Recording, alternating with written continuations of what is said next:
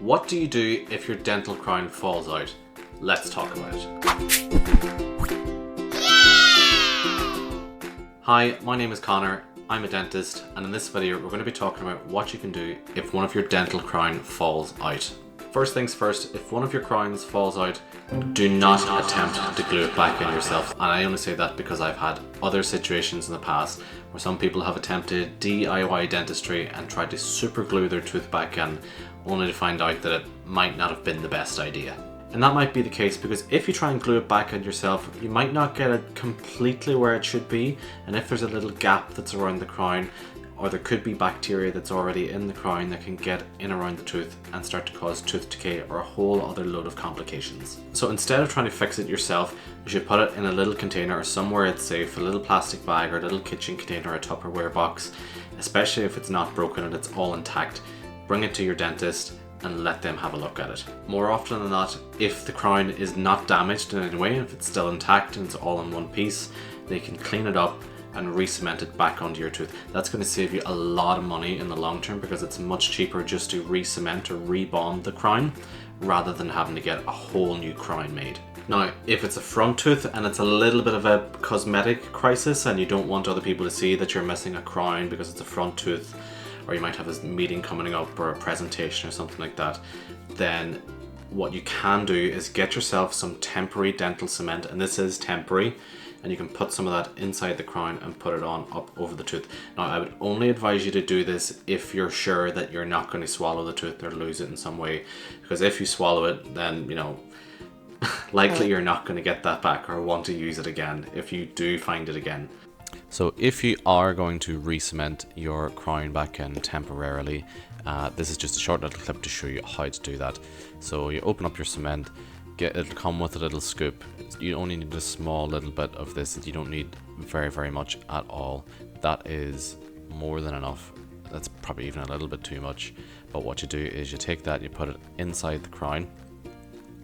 Make sure that the inside of the crown is dry and clean. Make sure your own tooth is dry and clean as well. Pack it down into the crown a little bit, get it lined up, get ready to go in, and we'll pop it in. Just push it up over the crown. Make sure you have it all the way up. I use a little bit of pressure here just to make sure it's all the way up. You'll know that it's in the right position because the edges of the teeth will line up and you'll know what it looks like from before. Once you put it in, there'll be a little bit of excess that comes out. I'm just using a little cotton bud here. It's slightly moistened, and that'll help remove any of the excess cement that kind of spills out over the tooth or the tooth next door or your gum as well. Try and get as much of that off as you can. The next thing that you should do is call your dentist. Tell them that you have a crown, the crown has fallen out, and you want to get it put in as soon as you can. They might ask you if it's an emergency, and you might think, well, I don't know, is it an emergency?